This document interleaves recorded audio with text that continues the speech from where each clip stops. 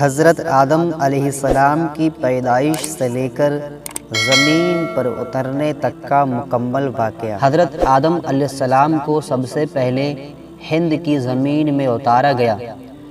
حضرت علی رضی اللہ تعالی عنہ فرماتے ہیں کہ آب و ہوا کے اعتبار سے بہترین جگہ ہند ہے، اسی لیے آدم علیہ السلام کو وہیں اتارا گیا۔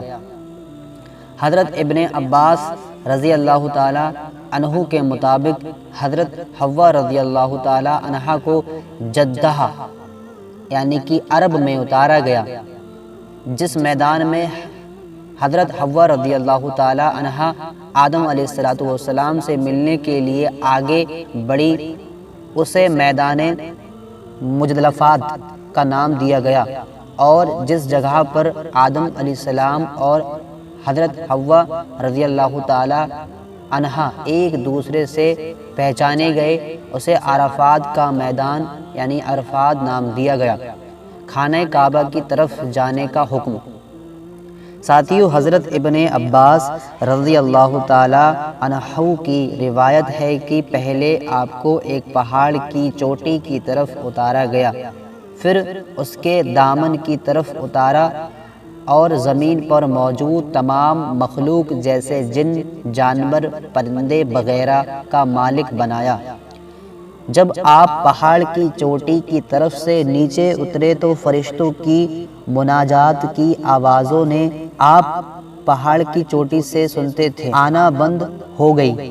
جب آپ نے زمین کی طرف نگاہ اٹھائی تو دور تک پھیلی ہوئی زمین کے علاوہ کچھ نظر نہ آیا، اور اپنے سوا وہاں کسی کو نہ پایا تو بڑی وحشت اور اکیلا پن محسوس کیا، اور کہنے لگے، اے رب ذوالجلال، کیا میرے سوا تو نے اپنی زمین کو آباد کرنے والا کوئی نہیں بنایا؟ حضرت وہب رضی اللہ تعالی عنہ سے روایت ہے کہ اللہ تبارک و تعالی نے اپنے سوال کا جواب دیتے ہوئے فرمایا کہ ان قریب میں تمہاری اولاد پیدا کروں گا جو تیری تسبیح اور حمد و ثنا کرے گی، یعنی میرا ذکر کرے گی اور تعریف بیان کرے گی، اور ایسا گھر بناؤں گا جسے میری یاد میں بنایا جائے گا، اور اسے بزرگی اور بڑائی کے ساتھ خاص کر کے اپنے نام کے ساتھ فضیلت دوں گا، اور اس کا نام خانہ کعبہ رکھوں گا۔ پھر اس پر اپنی صفت و جمال کا عکس ڈال کر قابل حرمت یعنی عزت والا اور امن والا بناؤں گا۔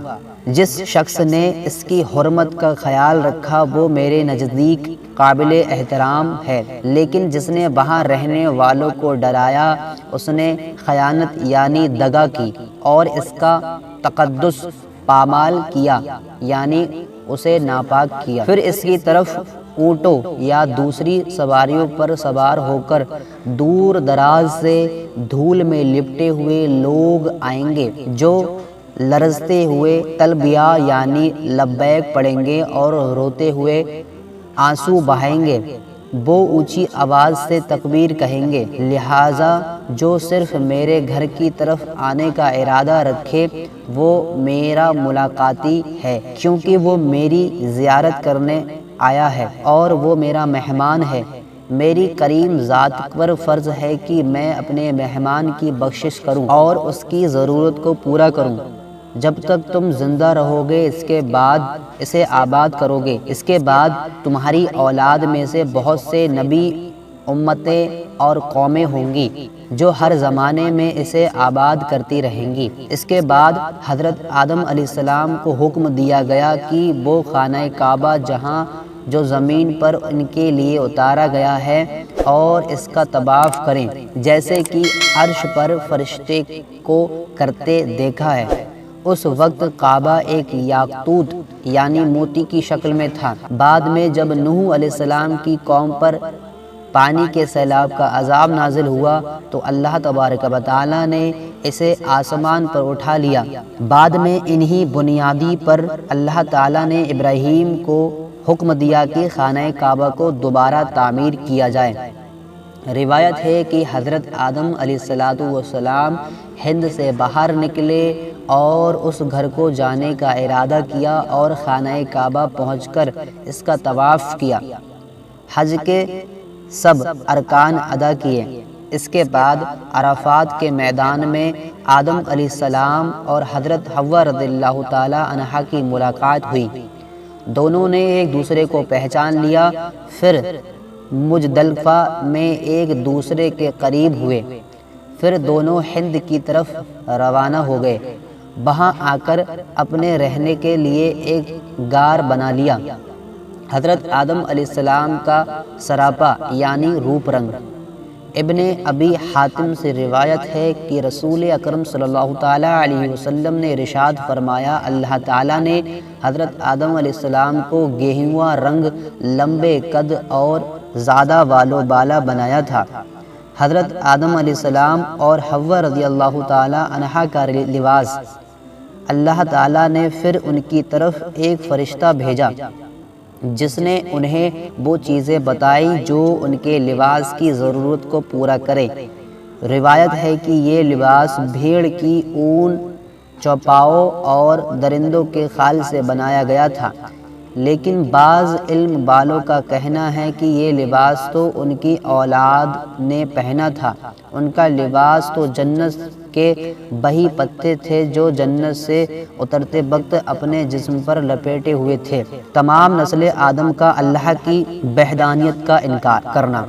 ابن عباس رضی اللہ تعالیٰ عنہ سے روایت ہے کہ نبی کریم صلی اللہ تعالیٰ علیہ وسلم نے ارشاد فرمایا، اللہ تعالیٰ نے حضرت آدم علیہ السلام کی پشت سے پیدا ہونے والی تمام اولاد سے وادی نعمان یعنی عرفات کے میدان میں عہد لیا تھا۔ اللہ نے عرفات کے میدان میں حضرت آدم علیہ السلام کی پشت سے ان کے پیدا ہونے والی اولاد کو نکالا اور اپنے سامنے چیٹیوں کی طرح پھیلا دیا۔ اس کے بعد ان سے وعدہ لیا اور فرمایا، الستو بربکم، کیا میں تمہارا رب نہیں ہوں؟ انہوں نے کہا، بلا، یعنی کیوں نہیں؟ اور اسی دن قلم نے یہ قیامت تک ہونے والی سبب کو لکھ دیا۔ اور جس وقت آپ کے رب نے آپ کی پشت سے ان کی تمام اولاد کو نکالا اور انہیں خود ان کی ذات پر گواہ بنایا اور فرمایا، کیا میں تمہارا رب نہیں ہوں؟ سب نے کہا، کیوں نہیں؟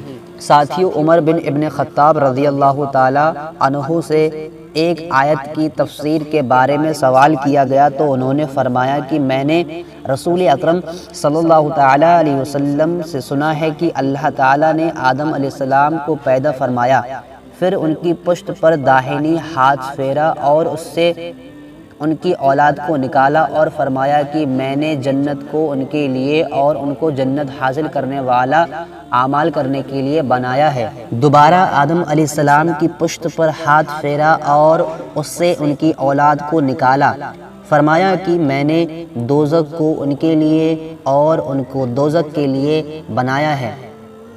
ایک صحابی نے سوال کیا، یا رسول اللہ، پھر عمل کی کیا ضرورت ہے؟ آپ علیہ السلام نے ارشاد فرمایا، جب اللہ کسی انسان کو جنت کے لیے پیدا کرتا ہے اس سے جنتی اعمال کرواتا ہے، یہاں تک کہ وہ کسی جنتی والے عمل پر ہی مر جاتا ہے جس کی وجہ سے اللہ تعالیٰ اسے جنت میں داخل کر دیتا ہے۔ جب کسی کو دوزخ کے لیے پیدا کرتا ہے تو اس سے دوزخ حاصل کرنے والے اعمال ہی کرواتا ہے، یہاں تک کہ وہ دوزخ والے عمل پر مرتا ہے جس کی وجہ سے اللہ تعالیٰ اسے دوزخ میں داخل کر دیتا ہے۔ اس سلسلے میں بھی علماء کی الگ الگ رائے ہے۔ کچھ کا کہنا ہے کہ اللہ نے ان کی اولاد کو آدم علیہ السلام کے زمین پر بھیجنے سے پہلے ہی نکالا تھا، اور کچھ کا کہنا ہے کہ عرفات کے میدان میں نکالا تھا۔ حضرت ابن عباس رضی اللہ تعالی عنہ کی روایت ہے کہ جب آدم علیہ السلام کو دنیا میں بھیجا تو ان کے ساتھ جنت کی ہوا تھی جو جنت کے درختوں اور وادیوں کے ساتھ جڑی تھی، لہٰذا دنیا میں خوشبو جنت کی ہوا کی وجہ سے ہے۔ حضر اسود، ساتھیو، حضرت آدم علیہ السلام جب دنیا میں تشریف لائے تو حضر اسود بھی آپ کے ساتھ تھا۔ ابو یحییٰ رضی اللہ تعالی عنہ سے روایت ہے کہ ایک دن ہم مسجد حرام میں بیٹھے ہوئے تھے، حضرت مجاہد رضی اللہ تعالیٰ عنہ نے حضرت عطوہ کی طرف اشارہ کرتے ہوئے فرمایا تم اس کو دیکھ رہے ہو؟ میں نے کہا کیا حضرت؟ یعنی پتھر کی طرف۔ انہوں نے پھر فرمایا اللہ کی قسم حضرت ابن عباس رضی اللہ تعالیٰ عنہ نے ہم سے بیان کیا کہ بے شک یہ سفید یاقوت ہے جو آدم علیہ السلام کے ساتھ جنت سے آیا تھا، وہ اس کے ساتھ اپنے آنسو صاف کرتے تھے۔ جب آپ دنیا میں تشریف لائے تو آپ کے آنسو ہی نہیں تھمتے تھے، یہاں تک کہ وہ دوبارہ واپس لوٹ گئے، یعنی دنیا سے پردہ فرما گئے۔ یہ عرصہ 1000 سال بنتا ہے۔ اس کے بعد پھر کبھی ابلیس اس کو بہکانے پر قادر نہ ہو سکا۔ میں نے کہا اے ابو الحجاج یہ کالا کیوں ہے؟ فرمایا زمانہ جاہلیت میں حیض بالی عورتیں اسے چھوتی تھیں۔ حضرت موسیٰ علیہ السلام کا عصا یعنی لاٹھی حضرت آدم علیہ السلام کے ساتھ موسیٰ علیہ السلام کا عصا بھی تھا جو جنت کے پیڑ رحمان سے بنایا ہوا تھا۔ اس کی لمبائی 10 جرح گز تھی، موسیٰ علیہ السلام کے قد کے برابر تھی۔ جب پہاڑ پر اترے تو اس پر لوہے کے ایک شاخ اگی دیکھی، لہٰذا آپ ہتھوڑے کے ساتھ اسے توڑنے لگے اور فرمایا یہ ہتھوڑا اسی کی جنس یعنی قسم کا ہے۔ وہ لوہے کی شاخ پرانی اور کمزور ہو چکی تھی۔ جب آپ نے آگ لگائی تو وہ پگھل گئی اور پھر اس نے چھری بنائی۔ اس کے بعد آپ بہت سے کام کرتے تھے۔ اس کے بعد آپ نے تندور بنایا گیا۔ یہ وہی تندور تھا جو نوح علیہ السلام کو وراثت میں ملا تھا اور طوفان نوح کے وقت یہ تندور ابلا تھا۔ جب حضرت آدم علیہ السلام جنت سے دنیا میں تشریف لائے تو آپ کے سر پر جنتی پتہ کا ایک تاج تھا۔ کچھ وقت بعد یہ پتے سوکھ کر گر گئے اور ادھر ادھر بکھر گئے، جس سے تمام پاکیزہ چیزیں اگ آئیں۔ جب آپ جنت سے تشریف لائے اور ایک پہاڑ پر اترے تو آپ کے ساتھی جنتی پیڑوں کے پتے تھے، انہوں نے وہ پتے اس پہاڑ پر بھی بکھیر دیے، لہٰذا تمام پاکیزہ پھل اور میوے وغیرہ ہند میں اسی وجہ سے ملتے ہیں۔ قسامہ بن زبیر اشعری رحمۃ اللہ تعالیٰ علیہ روایت کرتے ہیں اللہ تبارک و تعالیٰ نے جب حضرت آدم علیہ السلام کو جنت سے نکالا تو انہیں جنتی پھل راستے کے لیے دیے اور ان کی خوبیاں بھی بتائیں۔ اس لیے دنیا کے تمام پھل جنت کے پھلوں سے تعلق رکھتے ہیں۔ فرق یہ ہے کہ جنت کے پھل سڑتے نہیں، دنیا کے پھل سڑ اور گل جاتے ہیں۔ ساری روایتوں کی روشنی میں یہ نتیجہ نکلتا ہے کہ تمام پاکیزہ چیزوں کے لیے اصل جنتی پتے ہیں جو آدم علیہ السلام اپنے ساتھ لائے تھے۔ چونکہ آپ کو ہند میں اتارا گیا تھا اس لیے ہر طرح کا پھل یہاں ہوتا ہے۔ اے آدم، یہ تمہارا اور تمہاری بیوی کا کھلا دشمن ہے، تو ایسا نہ ہو وہ تم دونوں کو جنت سے نکال دے، پھر مشقت میں پڑو۔ تمہارے لیے جنت یہ ہے کہ نہ تم بھوکے ہو، نہ لباس کی ضرورت ہو، اور یہ کہ تمہیں اس میں نہ پیاس لگے اور نہ دھوپ۔ جب آدم علیہ السلام اور حضرت حوا رضی اللہ تعالی عنہا جنت میں تھے تو کوئی محنت نہیں کرنا پڑتی تھی، خوب آرام سے رہتے اور جنت کے پھل کھانے کھاتے تھے۔ لیکن جب آپ دنیا میں تشریف لائے تو بھوک محسوس ہوئی اور انہوں نے اپنے رب سے کھانا طلب کیا۔ جب جبریل علیہ السلام گیہوں کی تھیلی لے کر حاضر ہوئے اور 7 دانے آپ کے ہاتھ پر رکھے، انہوں نے کہا یہ تو بہت ہی چیز ہے جو جنت سے نکالے جانے کا سبب بنی تھی۔ پھر آدم علیہ السلام نے کہا اس کا میں کیا کروں؟ جبریل علیہ السلام نے کہا اسے زمین پر پھیلا دو۔ انہوں نے ایسا ہی کیا۔ پھر اللہ تعالیٰ نے ایک گھڑی میں اس کو اگا دیا اور یہ طریقہ زمین میں بیج ڈالنے کا ان کی اولاد میں جاری ہوا۔ جبریل علیہ السلام نے کہا فصل کاٹو، انہوں نے ایسا ہی کیا۔ پھر کہا پھونک مار کر بھوسے کو اڑا دو، پھر پھونک مار کر آپ نے بھوسے کو اڑا دیا اور صرف دانے رہ گئے۔ وہ پھر ایک پتھر کے پاس آئے اور ایک کو دوسرے پر رکھا اور آدم سے گیہوں کو ایک پتھر پر رکھ کر پیسنے کو کہا۔ پھر آپ نے اس کو پیسا، اسی طرح پھر آٹے کو گوندنا بتایا۔ پھر جبریل علیہ السلام ایک پتھر اور لوہا لائے، اس کو آپس میں رگڑا تو آگ بن گئی۔ آگ جلنے کے بعد آدم علیہ السلام نے حکم کے مطابق آگ پر روٹی بنائی۔ یہ سب سے پہلی روٹی تھی جو تیار کی گئی۔ اس طرح اللہ تعالیٰ نے آدم علیہ السلام کو باقاعدہ کھیتی کا طریقہ سکھایا اور لوہے سے استعمال کی چیزیں بنانے کا ہنر بھی سکھایا۔ حابیل اور قابیل حضرت آدم علیہ السلام کے 2 بیٹوں کے نام ہیں۔ زمین پر سب سے پہلا قتل قابیل نے کیا تھا۔ اس نے اپنے بھائی حابیل کا قتل کیا تھا۔ قتل کی وجہ میں کچھ اختلاف ہے۔ کچھ کا ماننا ہے کہ اس کی وجہ آدم کی ایک بیٹی سے نکاح تھا، جبکہ کچھ کا ماننا ہے کہ قتل کی وجہ نظر کا قبول نہ ہونا تھا، پر زیادہ لوگ پہلے قول کو صحیح مانتے ہیں۔ ان کے بارے میں قرآن پاک میں ذکر کیا گیا۔ اللہ تعالیٰ ارشاد فرماتا ہے، اور انہیں پڑھ کر سناؤ آدم کے بیٹوں کی خبر، جب دونوں نے ایک نیاز پیش کی تو ایک کی قبول ہوئی اور دوسرے کی قبول نہ ہوئی۔ بولا قسم ہے میں تجھے قتل کر دوں گا۔ کہا اللہ اسی سے قبول کرتا ہے جسے ڈر ہے، بے شک اگر تو اپنا ہاتھ مجھ پر بڑھائے گا کہ مجھے قتل کرے تو میں اپنا ہاتھ تجھ پر نہ بڑھاؤں گا کہ تجھے قتل کروں، کیونکہ میں اللہ سے ڈرتا ہوں جو مالک ہے سارے جہان کا۔ میں تو یہ چاہتا ہوں کہ میرا اور تیرا گناہ دونوں ہی تیرے پلے اور تو دوزخی ہو جائے، بے شک بے انصافوں کی یہی سزا ہے۔ تو اس کے نفس سے اس کے بھائی کے قتل کا شوق دلایا تو اسے قتل کر دیا، اور رہا نقصان تو اللہ نے ایک کوہ بھیجا زمین سے قریدتا تاکہ اسے دکھائے کہ کیسے اپنے بھائی کی لاش چھپائی جائے۔ بولا ہائے خرابی، میں اس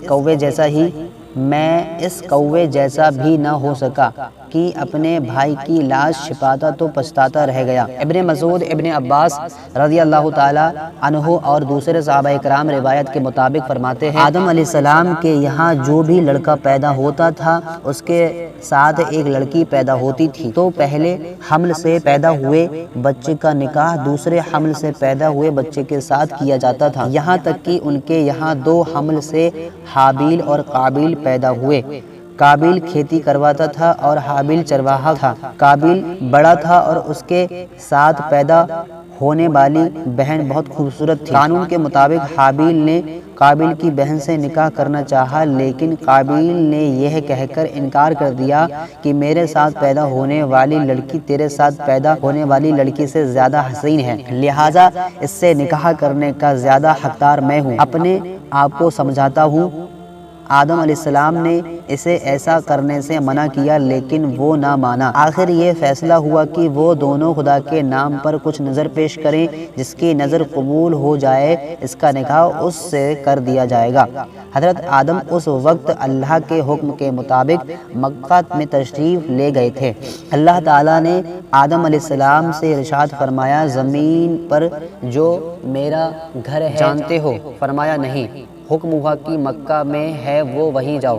آپ نے آسمان سے کہا کہ میرے بچوں کی تو حفاظت کرے گا، اس نے انکار کیا۔ زمین سے کہا، اس نے بھی انکار کیا۔ پہاڑوں سے کہا، انہوں نے بھی انکار کیا۔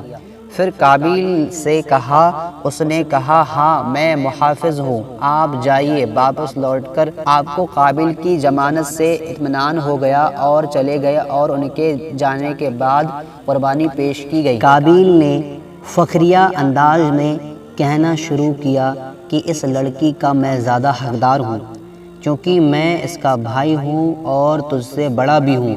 اس کے بعد نظر پیش کرنے کے لیے حابیل نے ایک خوبصورت صحت مند دمبا اللہ کے نام پر ذبح کیا، اور بڑے بھائی قابیل نے اپنی کھیتی میں کچھ حصہ نکالا۔ آگ آئی اور قابیل کی نظر کو لے گئی۔ اس زمانے میں قربانی قبول ہونے کی یہی ایک پہچان تھی۔ قابیل کی نظر قبول نہیں ہوئی، اس نے گلے میں سے اچھی بالیں توڑ کر کھا لی۔ قابیل اب مایوس ہو چکا تھا، اس لیے اس نے اپنے بھائی کو قتل کرنے کی دھمکی دی۔ حابیل نے کہا، اللہ اس سے ڈرنے والوں کی قربانی قبول کرتا ہے، اس میں میرا کیا قصور ہے؟ ایک روایت کے مطابق حابیل کی قربانی کا یہ دمبا جنت میں پلتا رہا، اور یہی وہ بھیڑ ہے جو حضرت اسماعیل کے بدلے ذبح کیا گیا تھا، جو اس وقت جبرائیل کے لے کر حاضر ہوئے تھے۔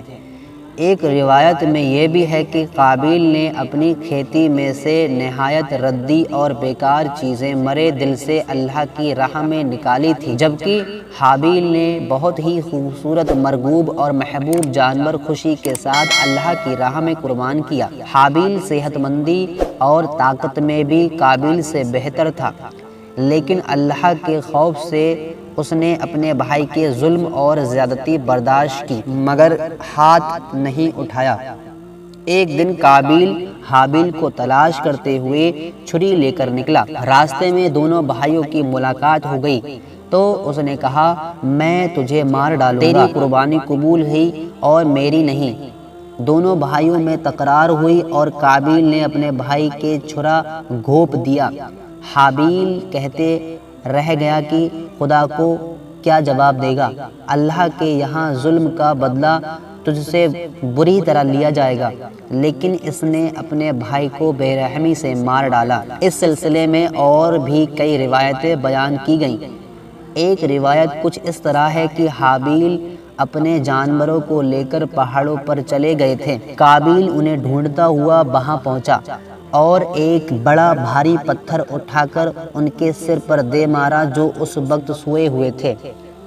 کچھ مفسرین کا کہنا ہے کہ قابیل نے ایک درندے کی طرح کاٹ کاٹ کر اور گلا دبا کر حابیل کی جان لے لی۔ اور ایک روایت یہ بھی ہے کہ جب شیطان نے دیکھا کہ اسے قتل کرنے کا ڈھنگ نہیں آ رہا تو اسے مردود نے ایک جانور پکڑ کر اس کے سر پر پتھر مارا، وہ جانور اسی وقت مر گیا۔ یہ دیکھ کر اس نے بھی اپنے بھائی کے ساتھ ویسا ہی کیا۔